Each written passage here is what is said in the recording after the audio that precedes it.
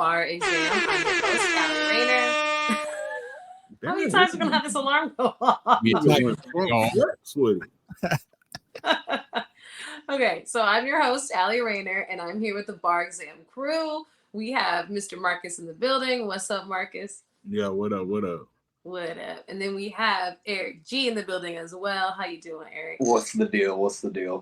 What's up? Okay, so coming before the bar this week, we're discussing the differences between the career longevity of hip-hop artists compared to artists of other genres. So, for example, what it seems like is that other genres or artists of other genres have a pop hit or a mainstream hit, and then they continue catering to their fans, whereas it kind of seems that hip-hop artists will have a hit and then kind of fade off into the sunset. So we're discussing on here whether or not that's true and what we think could possibly be the cause of that. So Eric, how about you open it up for us?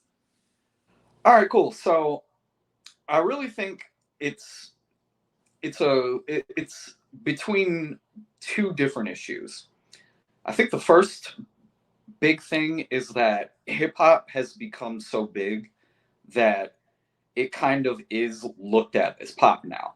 Like if you listen to the radio, if you go on the main playlists that they're putting out, like of those like top 50 hits or whatever, like a lot of it is rap music still at the end of the day. So I think a lot of rappers currently don't know how to make the distinction, and I think really it leads into my second point, which is I think hip hop and rap specifically, we don't really have defined multi-genres. You know what I'm saying? Like other genres of music have different distinctions to them. If it's rock, you have heavy metal, you have alternative, you have slow rock, like you have all these different types of rock. If it's jazz music, you have blues, like you have R&B, jazz, like you have different distinctions between what these different genres are.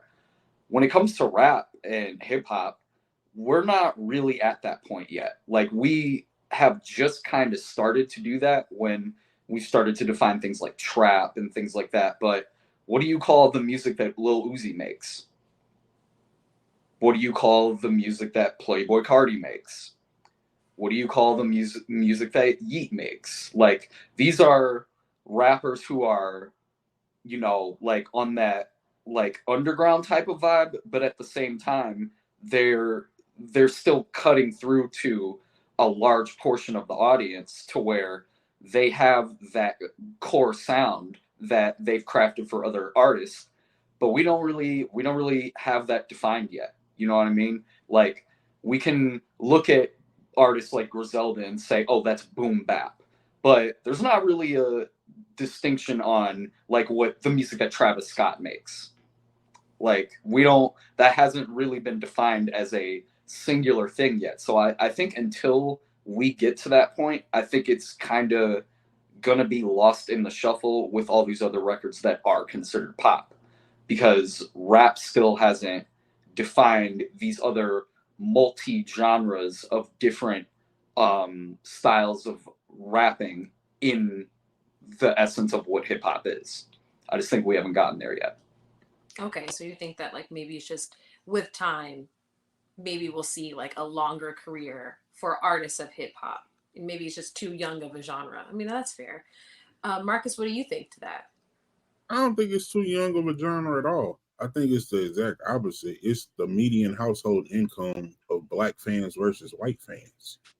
Like where we are as black people is not where white wealth, generational wealth is. I believe the statistic is 6 to 1 or 4 to 1 of what they have versus what we have. So that wealth gap of just cultural living, right? That goes in our entertainment too. So if you're a fan of the fucking Aerosmith, Beatles or no, that's actually too old. That's too old. I'm gonna go like Bruce Springsteen, right? You know, so Bruce Springsteen is able to still tour today, right? How many hip hop fans can still sell out stadiums who, let's say, Too Short, right? Everybody loves Too Short. Too Short is a mainstream crossover artist. Can Too Short sell out stadiums and go on a stadium tour for 15 to 20 years? And no, that's not. And he's one of our icons, one of our classic, people who same thing. So I think the ticket base and the type of show is just I think they're different levels of what it could be, because guess what? They tour without being crossover. Our people have to be crossover to tour like that. So they tour on their own fan base. They don't necessarily have to uh like be accepted on our side, to Mhm. be tour worthy for longevity in years. Yeah. Whereas the moment, like Sexy Red is going to be able to tour forever because she's crossed over. I She's don't in that. know. I mean, I think that like to your point about this like the house like the actual amount that household like black households can spend, I totally agree with. And with like the number, just because like obviously the black people are a minority in America. Like I think we're less than 13% or something. So it's like that also makes sense. Whereas like there's a way bigger audience for for people who have a white audience. That makes a lot of sense. But I don't know about Sexy having longevity, only because I still think when it comes to her writing, I think that they're gonna try and keep her in that box. You know what I mean? Like unless she does something really different. Like I don't know, like what I can't think of anything that she's crossed over. Like if she's worked with another pop artist, besides Drake. I really can't think of her working like with a Taylor Swift or something. But I mean, who knows? So I mean, is that the only way for hip hop artists to have longevity, is to like have these random collabs possibly? I don't know. So I mean, what Zach Bryan brought her on stage. Okay. She has the WWE in it. She's working that mainstream. I think it's coming. I don't think it's there yet. I believe I'll say this. She's on her way before Megan Thee Stallion or Glorilla, which is I mean, there's no one with the Sexy Red appeal of crossover mainstream success that are equal. Like they listed her number 2 after Nicki Minaj. And I don't think people realize how big that is. Like, if I'm a brand, right? Doesn't matter what that brand is. Sexy, we're gonna cater to whoever we get to have our brand. So now Sexy Red is, if there's a 10 black woman list, right? Or top 5, and Sexy Red is 2, in our strategy meeting, well, damn, we can't get Nicki Minaj. We don't want that. Well, let's go younger. Okay. Who's number 2? We're going to go with Sexy Red. Well, how will we make sense? Now you're marketing and developing the strategy around Sexy Red, whereas before she would have to be pitched. Hey, let's get Sexy Red. We want to do this, and she has this song. Now it's a totally different conversation. So I think she's gonna be in rooms that she was never thought of before. Brands will cater and market around her, in a way that's gonna make her relevant. She's part of the machine. We always talk about the machine and the industry and the big three, or what. She's in it and she's part of it. So it's gonna be a lot of a rinse, wash, repeat. I mean, the only thing that I would counter to that, because I agree, I think that she is having a really big moment.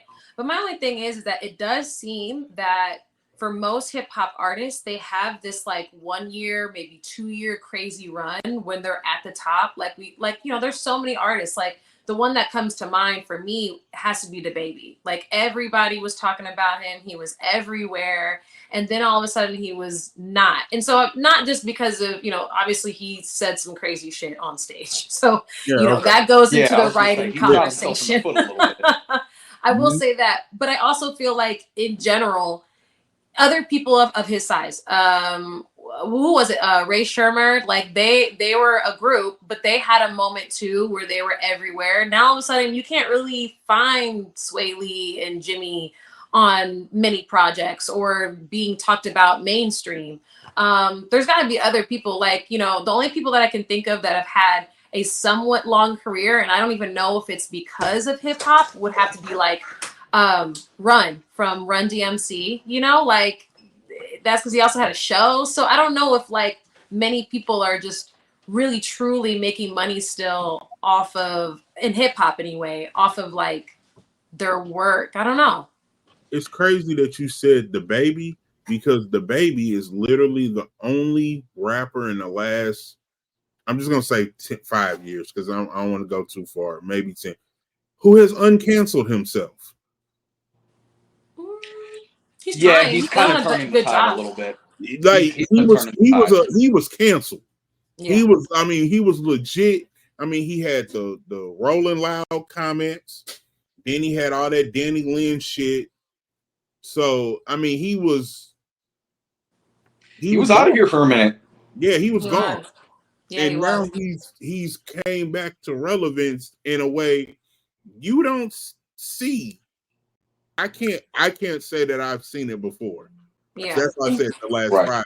Would So I you don't wanna- attest that to like his jumping up, like him going to podcasts and interviews? Because remember when he was at the top, I don't think that he was doing interviews nearly as frequently, or like actually having full sit downs, and like I think he was on Club Shay Shay. I think he was like on some barbershop podcast or whatever. So like for me personally, I feel like maybe that's why he's having to come back, is because he's now actually doing the interviews. He's being a little bit more open, and Yeah, I can see that. Yeah, that's part of it. And then the other part is that they let his tour schedule open back up. Because remember, he was banned from like Rolling Loud and like certain festivals and stuff like that. And then, they brought him back out after a couple of years. So that was like another part, which I think is like another conversation in what we're talking about, is the touring aspect. Like, can you continue to tour successfully after all these years? And the fact that he came back and is now able, because remember, when he fell off, like those crowds were looking small at like certain videos, footage that would come out, like those crowds were not big, and now it's like right back up to regular capacity. Like that's a rare thing to happen, especially in rap. Yeah, I agree.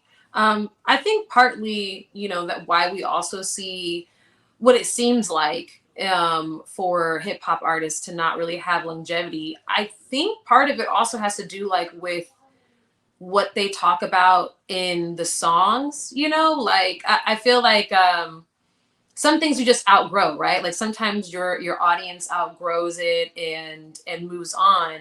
But I mean, on the other side of that, there are like still rock stars, right? From different eras that seem to still be having shows. So do you think it's like maybe also the audience ages out, or maybe just loses interest in like the subject matter? Can I actually speak to that really quick? Because that was a question I wanted to bring y'all.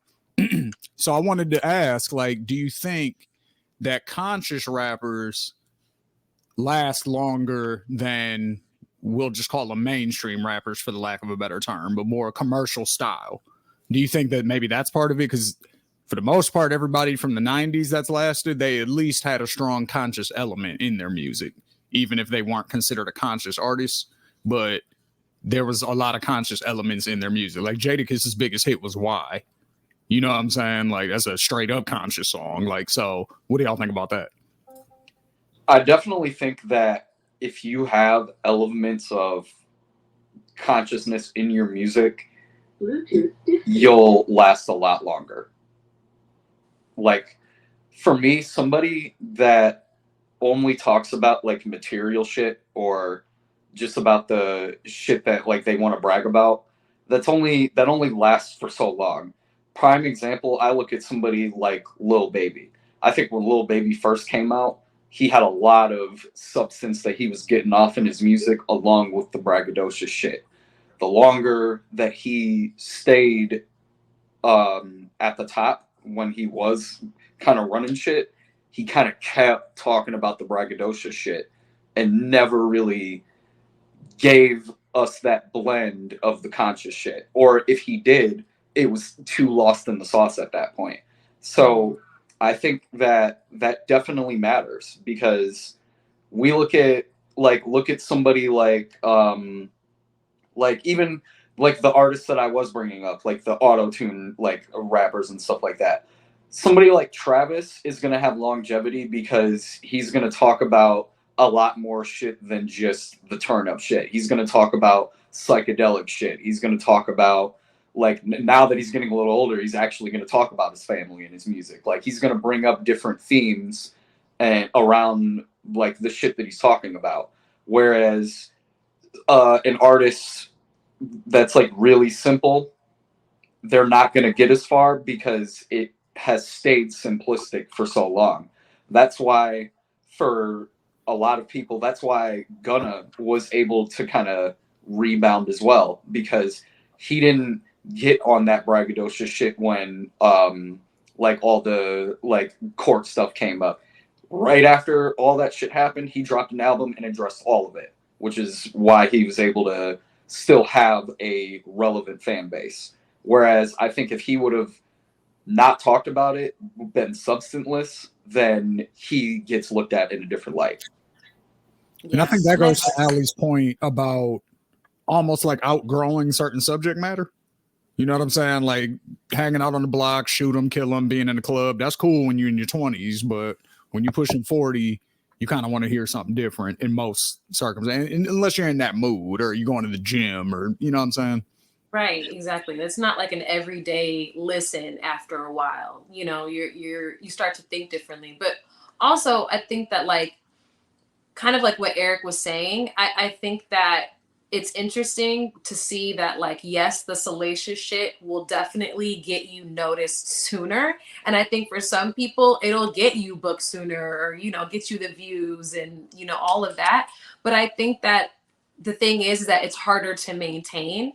And I think you do have to somehow try, and if you're going to be an artist, you do have to try and sprinkle in a little bit of conscious rap. Like when people talk about like Tupac and stuff, I feel like a lot of times, yeah, they talk about his party anthems, but they always bring back, you know, his more conscious um, lyrics and his songs that had deeper meaning to it, or you know, had really crazy metaphors for different types of situations in life.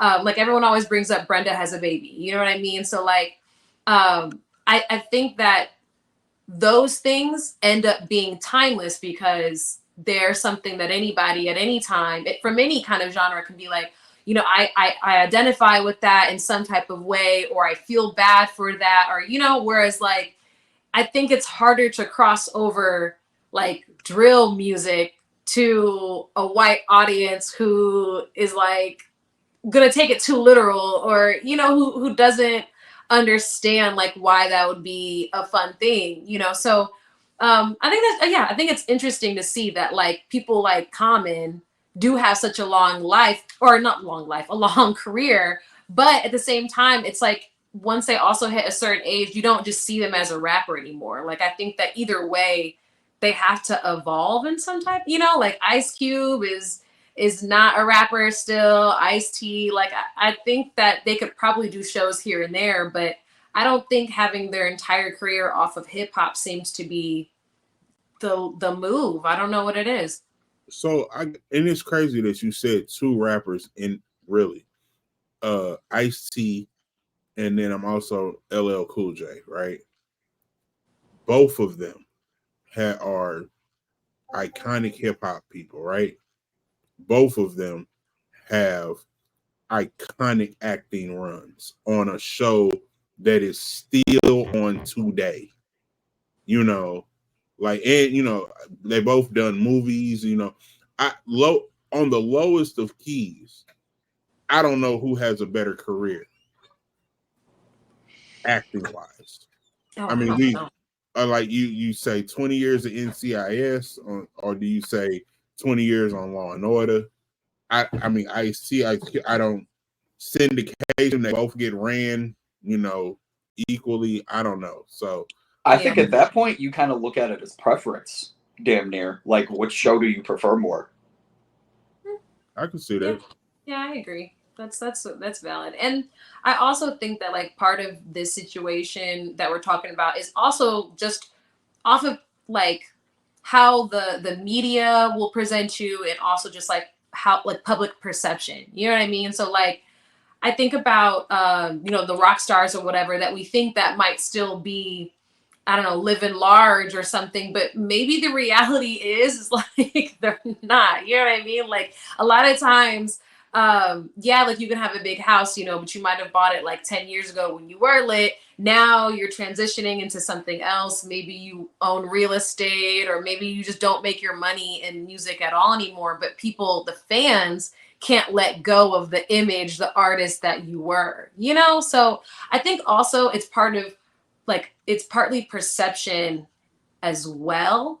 I like, because we don't really know like the financial state of everybody.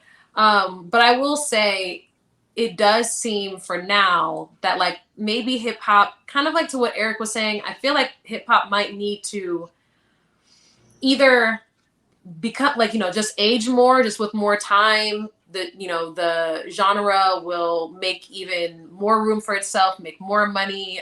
That'll translate to brands putting more money into the artist.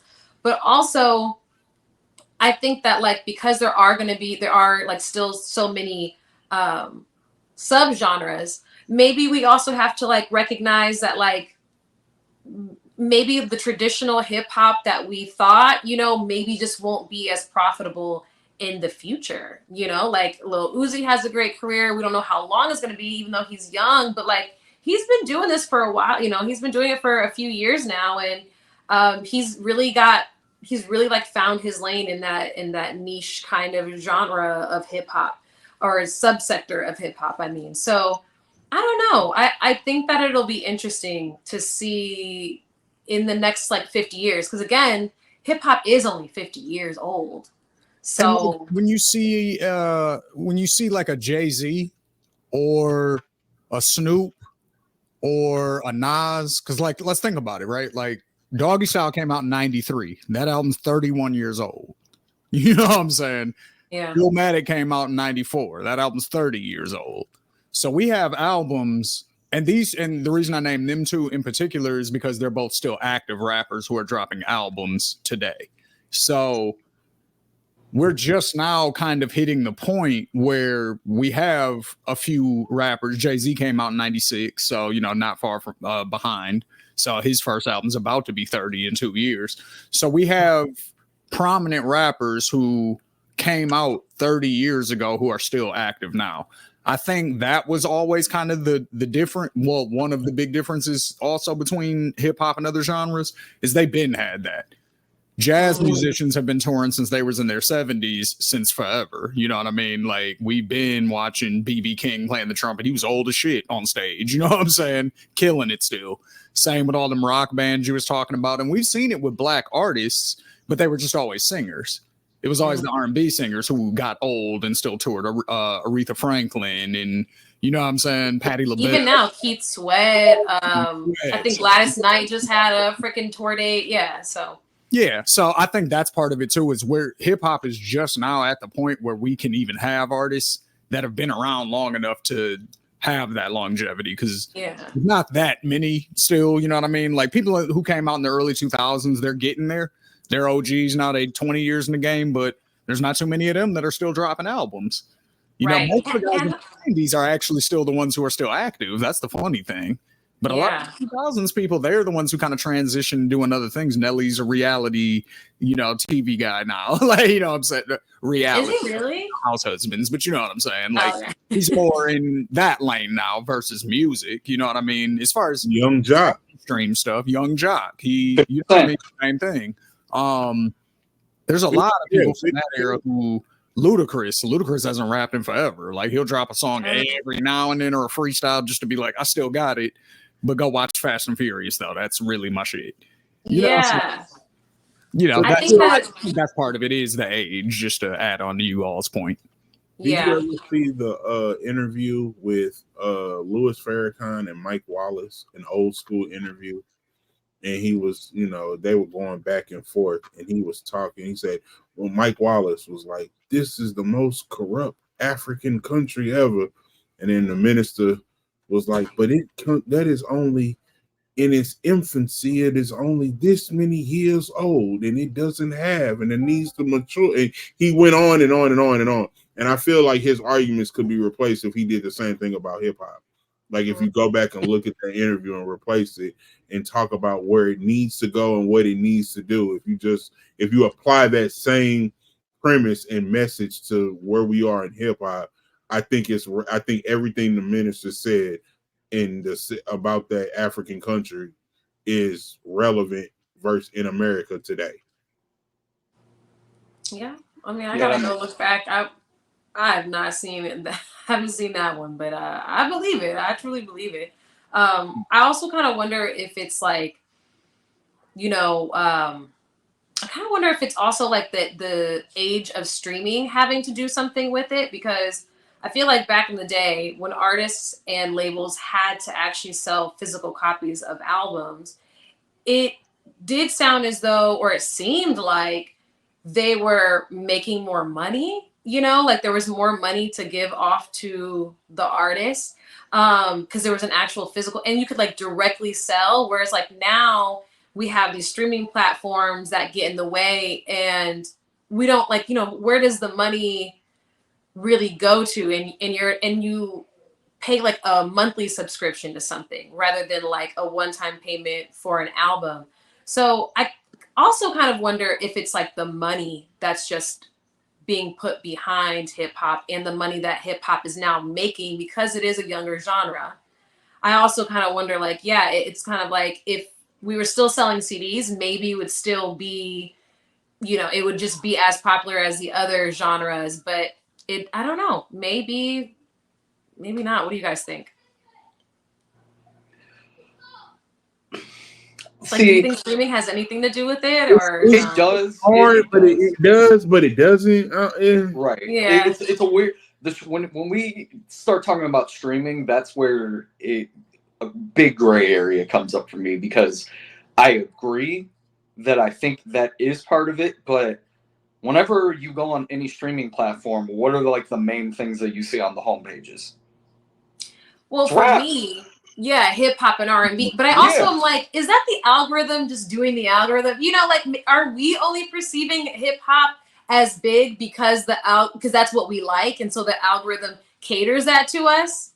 I mean, it's part of it with certain ones, because with Spotify, for instance, like before you even sign up, like they give you that little list of recommendations of like, okay, what artists do you listen to? Like, and Apple does that too, but then you can also still go to a specific homepage and just look at all and see what they're going to show you. And for me, whenever I see all, the main things that I see at the top of the list are usually rap, and then all the other pop stuff kind of follows right after that.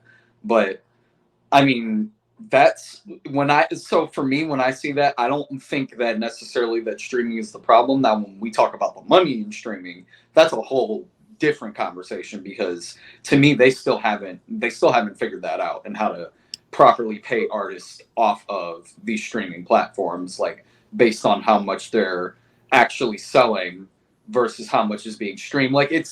That's where it gets a little more complicated to me. But I think when it just comes to visibility, I think that rap is still being pushed at that main forefront on a lot of these platforms. And in a perfect world, to piggyback off of what Eric said with streaming, So we had Napster and LimeWire, right? Let's just say that those two companies were able to keep the download data and keep what they were doing with people as like an algorithm and a metric, and then they transitioned into the Spotify and Pandora, right? So now you're able to say, oh yeah, well on LimeWire they had 42 million downloads, and now they're doing like that. That synergy or that algorithm to actually equate to those numbers would be more. Now you saying, oh yeah, they did 2 trillion streams or what, I don't know, whatever that number is, and based on that, it's this. Then what Eric said too, that dollar amount gets raised because now Lil Wayne could be the biggest streamer of all time. I was just about to say that. Like, imagine if Carter 3 streams would have actually counted towards the sale. Yeah, and squad up. Forget forget the licensing and forget the legality of it. Take away that. We're just literally talking numbers. Mm-hmm. How many people are searching your name and clicking you to listen to what you have? And if that was able to be measured in an accurate way, and those platforms transition to make money off of it, I think music and technology are seamlessly together, but they go a different place. Because, and then it's also, you also got to look at Steve Jobs too. I mean, where streams don't matter. Well, I guess they do matter. Streams don't matter without the iPad. I mean, the iPod though. MP3s and the iPod made music different. Made music except other than CDs. Now I'm able to take a hard drive on my, with all of my songs and music. And this is, clearly the evolution went to Apple Music and phones and everything else, but without the iPod, that's what I'm saying. So technology and things have just came in a certain way that we weren't really able to measure at the time, because technology was faster than the culture or the way we recorded. Yeah. I think attention spans too, because the amount of music and how frequently you have to put it out now to stay relevant. Like, I could imagine artists burning out, and then I could also imagine, if you choose to, that's why Kendrick is kind of a unicorn. You know what I'm saying? Because he's able to pop in and out every couple of years with an album. Like, most artists can't do that. You know what I'm saying? They have to drop very consistently to stay on people's minds. So I think it's harder to build longevity when, back in the day, Jay-Z was bragging off of doing one album a year for 10 years. You know what I'm saying? Like, I gave y'all something every summer. Like, now it's like, if you're not dropping a project every couple of months, bro, like, we not really, you know what I mean? So I think, like, Jay-Z doing 10 albums in 10 summers allows him to be that legend versus somebody who has to drop 10 albums in 2 years. But I also think that you can put out too much music, and because I'm going to use him as an example. I'm not a fan of NBA Youngboy. But NBA Youngboy has several records that not records in music, like records like most platinum this, most streams, most that. And I think he's dropped fucking 30 projects. He has so many. It's, and I can't, you know how they say, oh, the only Meek Mill song is Dreams and Nightmares? I can't even tell you an NBA Youngboy song. Yeah, I know that I Ain't Going Outside Today song, and I don't even know if that's the name of the song. Okay, that's fair. I'll give you that. I know that song too. That's okay. One song. I don't know any other NBA Youngboy song. Yeah, but NBA Youngboy has a fan base, and if the rumors are true, when he was on house arrest, made $100 million in the house. Off streams. If the rumors are, if we believe what, I don't know what he brought in, but he put it like this. Him saying that number is not like, that motherfucker lying. Did he? Like, it's one of those because of the streams and the numbers. And then also know he has fucking 20 plus projects out and didn't tour and still went platinum. So shit, maybe he did make Yeah. Yeah. So that actually leads me to the next half of the conversation that I figured was pretty important. What do you guys think that artists can do to have longevity? Like, do you think that you do like the NBA YoungBoy plan, where it's like, okay, we're not really worried about the platforms like the DSPs as much as just like one in particular, you know? So like for him, it's YouTube. He just focuses on YouTube. Do you think that is like a decent plan for artists? What would you like, what kind of advice would you give to artists so that they can hopefully have a longer career? This is going to sound cliche, or I guess a little simple, but I think the biggest thing that artists need to continue to focus on is when they have a solid fan base, continue to build on that. So I think with that, I think this is where artists kind of get lost to me. I think that when you have a solid fan base and they know you for doing a certain thing, it's okay when you get a little bigger as that artist to evolve and branch out. I think artists sometimes get a little too big-headed and they go too far left with it. And I think when they go too far left with it, they lose the original fan base that they grew organically in the first place. So I think that artists, when they have that organic fan base, need to continue to feed them, and then slowly but surely, like, build a crescendo on it when you evolve. Like, don't just go all the way left immediately, because then you're going to lose people when you do that. I think when you build upon that evolution, you're able to take people on that journey with you, so that way, when you are kind of getting to the point that you want to get to at the end, they've seen you grow slowly but surely over the past however many years they've been listening to you. And so it's not so out of the norm for you to try to do this type of sound, because you've taken that person along the ride with you. You didn't just automatically switch up because you got too big-headed. So I think when artists continue to grow their fan base organically from the ground up, I think that's one of the main things that, if they want to have a long career, that they need to continue to do. Okay, that's fair. Marcus, what do you think they got to do? Well, that nigga just said it all. Yeah, he Like, did. literally, we were on the same path. And I'm even going to go you one step further. What he just described is literally the career path of Jeezy. Jeezy has been trap or die. Jeezy, we have grown with Jeezy. Jeezy is businessman, entrepreneur. Jeezy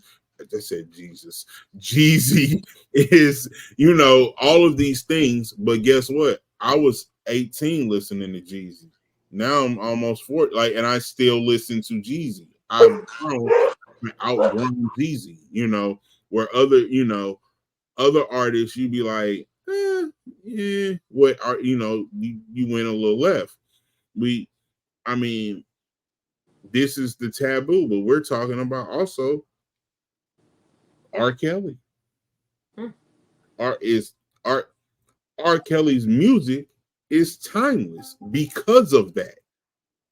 His music, people, it's not canceled. It's not played, but it's not canceled, because of what it is to certain people, just musically.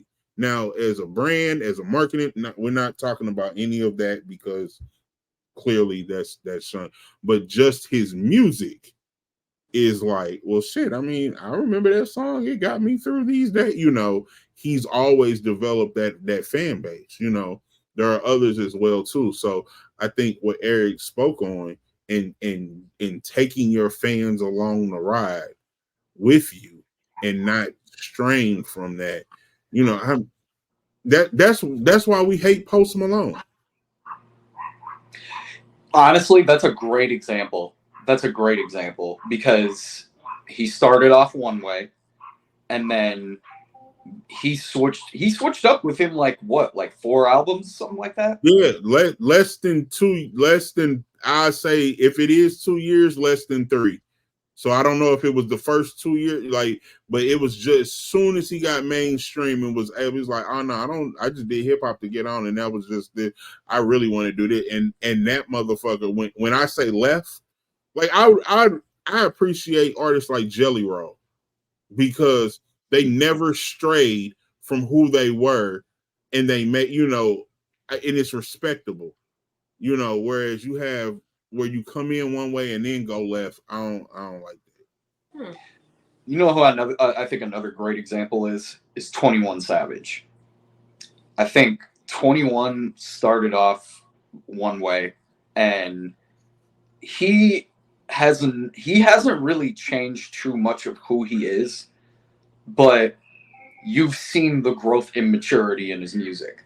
Like the shit that he talks about now, it's similar to what he talked about before, but there's way more growth and evolution there. Like he's not talking about like the street shit the same way that he was back then. He's talking about it from a completely different lens now.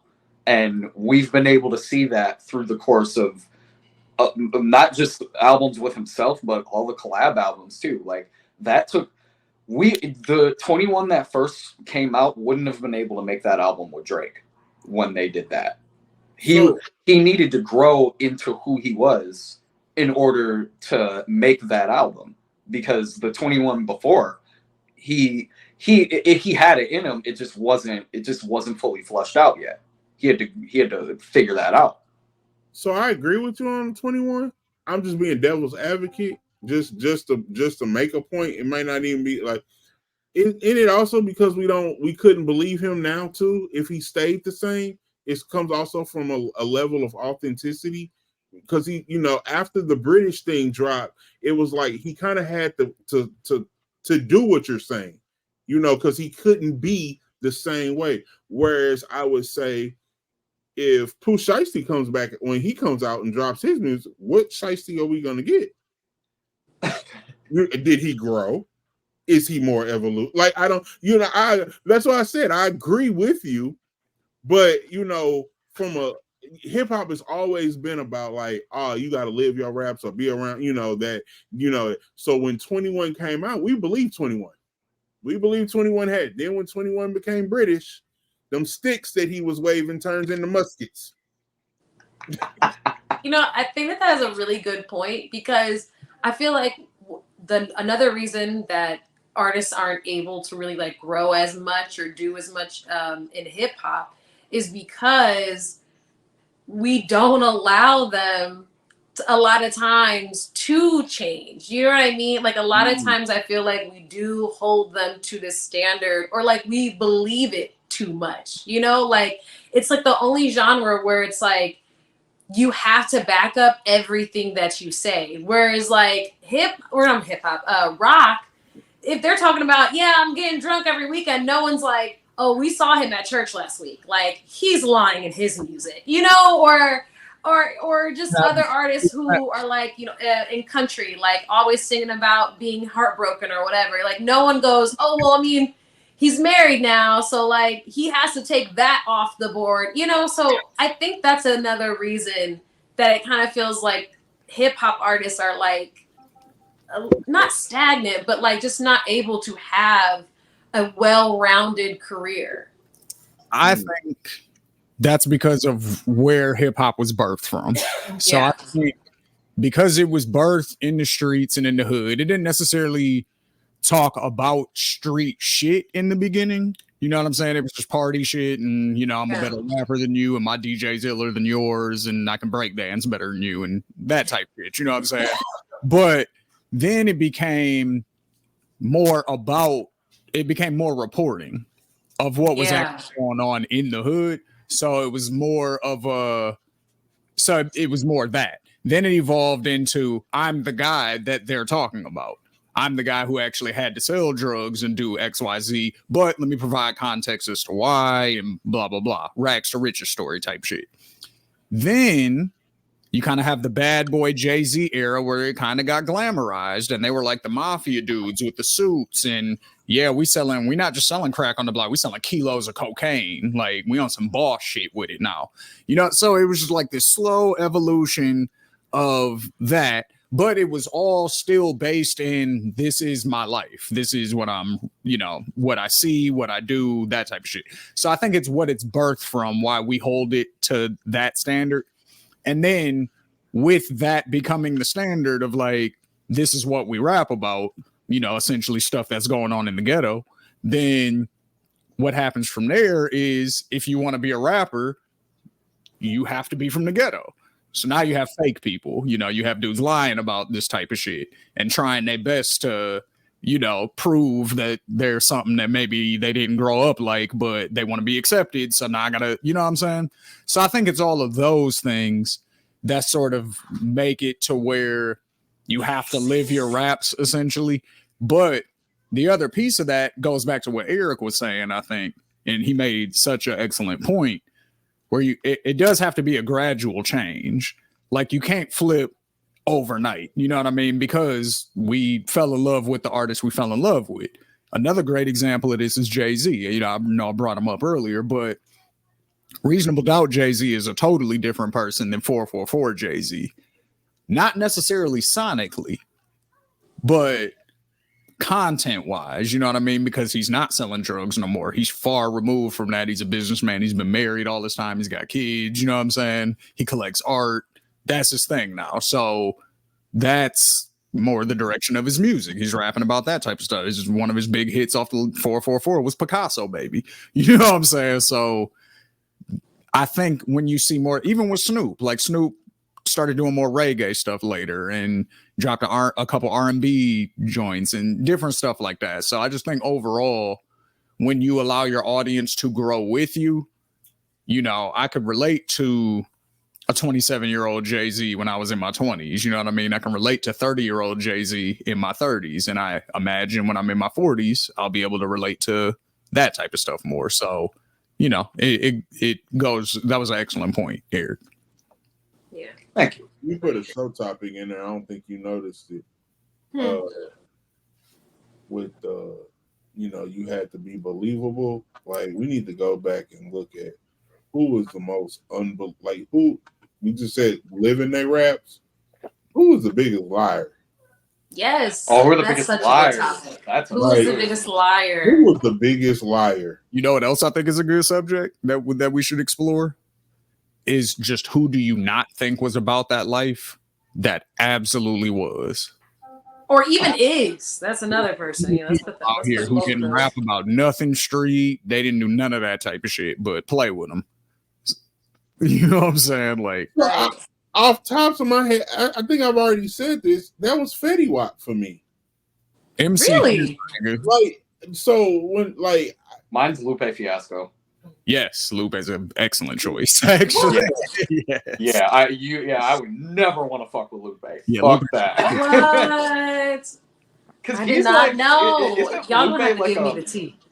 He has like a black belt and shit. Like I don't know what he is trained in, like which one Taekwondo, like which martial arts he's trained in, but whichever one he's trained in, he's like at the top. Shit. That's crazy. I say, you know what? This is gonna sound crazy. 50 Cent, because that nigga is trained in petty ease. Like that is the pettiest nigga in hip hop, Yeah. and so much.